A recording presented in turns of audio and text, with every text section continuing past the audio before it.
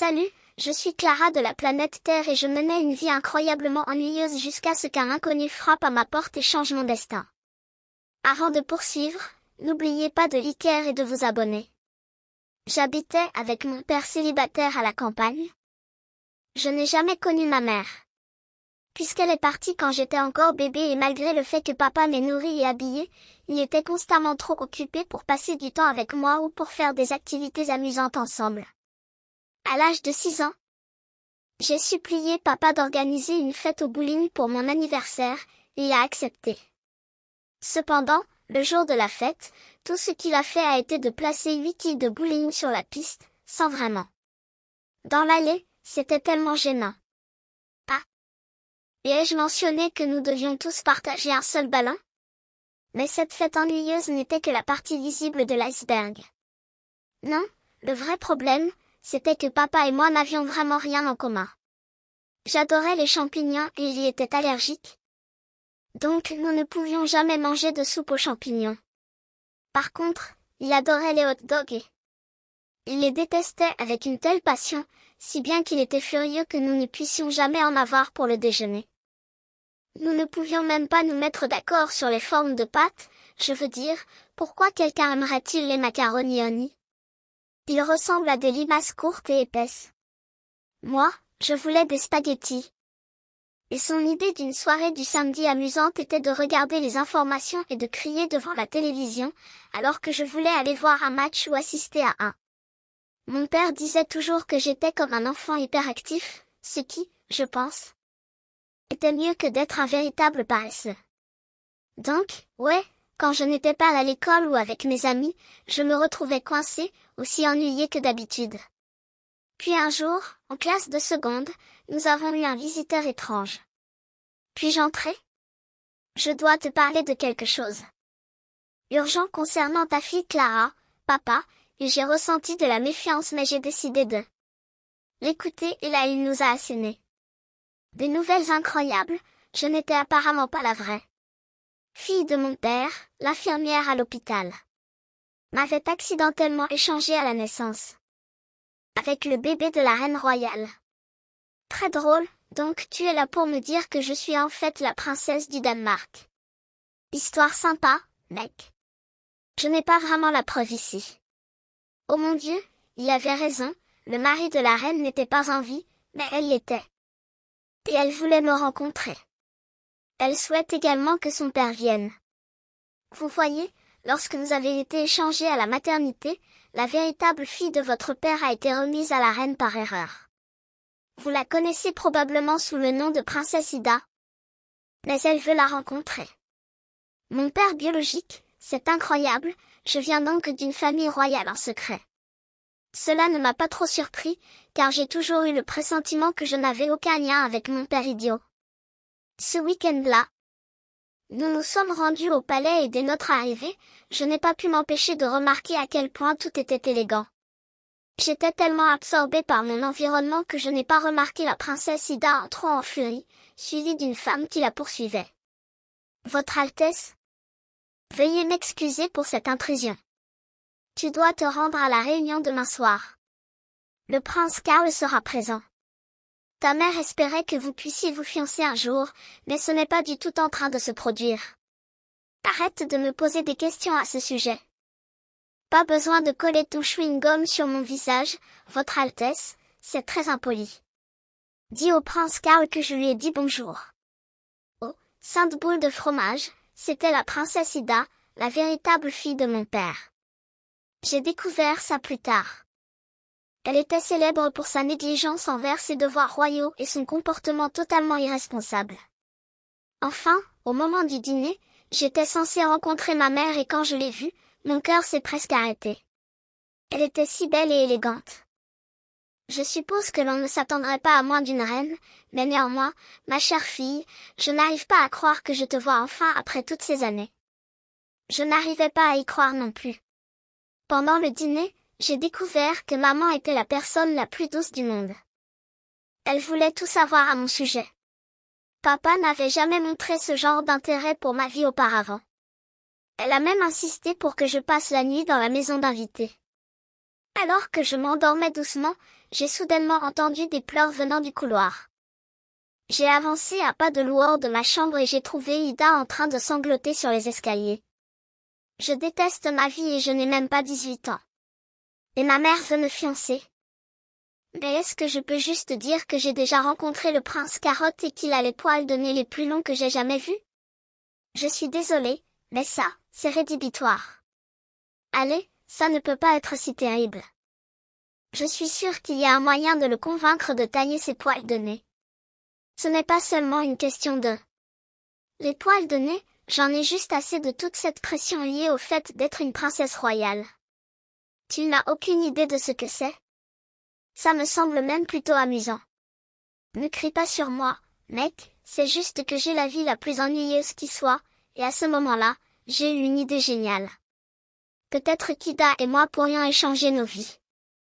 Je dirai à papa que je veux en savoir plus sur mes origines et me rapprocher de maman. Ida pourrait demander à maman un peu de temps libre afin qu'elle... J'ai pu me rapprocher de papa, alors j'ai abandonné mon projet d'Ida à ce moment-là, mais elle n'était pas satisfaite.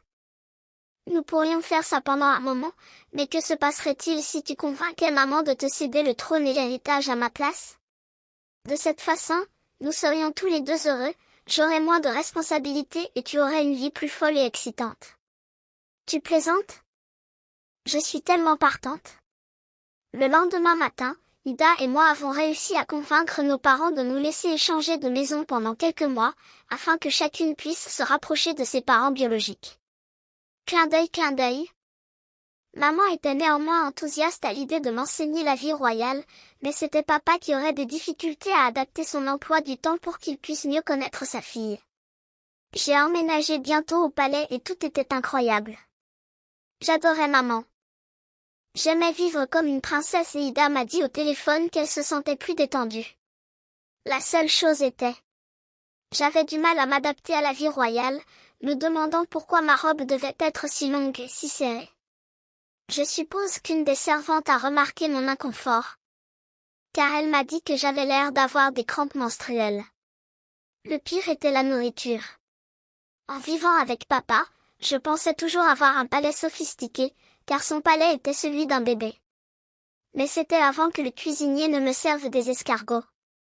Je souhaite voir la joie sur ton visage lorsque tu goûtes à quel point ils sont délicieux.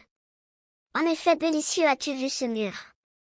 Là-bas un jour je me promenais dans le jardin quand j'ai soudainement trébuché sur un rocher pointu et suis tombée violemment et tue. Toute blessée mademoiselle, j'ai levé les yeux et j'ai vu un jeune homme de mon âge à genoux près de moi et je n'ai pas pu m'empêcher de remarquer à quel point il était beau. Ouais, juste une chute maladroite et je suis vraiment égratigné, cependant il m'a relevé doucement. Et quand nos regards se sont croisés, mon cœur s'est emballé. Le gars a dit qu'il allait me chercher un traitement à base de plantes et quand il est revenu, il a commencé à soigner mes blessures. J'ai découvert qu'il s'appelait Stéphane et qu'il était le fils du jardinier. Oh merci Dieu, tu es juste un pauvre serviteur, je veux dire, ça a été un peu difficile d'être autour de tous ces snobs royaux sans offenser. D'accord, que fais-tu ici dans le palais de toute façon? J'ai raconté à Stéphane tout ce qui s'était passé au cours des dernières semaines et toute cette confusion autour de la parenté biologique parent-enfant. Maintenant que je sais que tu es de la royauté, est-ce que cela signifie que je dois commencer à m'incliner à tes pieds? Il m'a souri et j'ai senti que je rougissais. À partir de ce jour-là, j'ai commencé à rendre visite à Stéphane tous les jours lorsque j'avais du temps libre. J'ai commencé à l'aider dans le jardin et éventuellement, il m'a invité à sortir et j'ai accepté. Notre connexion avait été instantanée et une fois que j'ai commencé à passer du temps avec Stéphane, j'ai un peu oublié tout et tout le monde. À un moment donné, nous étions en train d'avoir un rendez-vous tardif et j'ai été vraiment surprise quand j'ai reçu un appel FaceTime d'Ida, car je n'avais pas pensé à elle depuis des semaines. Elle m'a raconté comment elle avait parlé à la reine, qui était très impressionnée par tout ce que j'avais appris sur la vie royale en si peu de temps. Je n'arrive pas à croire à quel point tout se passe bien. Clara, tu as l'air distraite.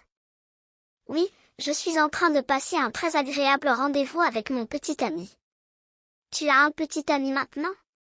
Oui, je sors avec Stéphane, le fils du jardinier, et je pense qu'il est le meilleur embrasseur du monde. Clara, tu ne peux pas sortir avec quelqu'un du palais. Travailleurs, si vous aspirez à atteindre la royauté, tenez compte de ce simple conseil. C'est une question de bon sens en l'an 2023. J'ai encore la chance de monter sur le trône et d'épouser un roturier. S'il vous plaît, écoutez-moi. La notion d'héritage ne m'intéresse pas. Je croyais que nos vies étaient censées être heureuses ensemble. Cependant, si vous ne voulez pas que je recoure à des mesures drastiques, vous ne devez pas mal gérer cette situation. Ida a soulevé un point valable, m'incitant à concevoir une solution.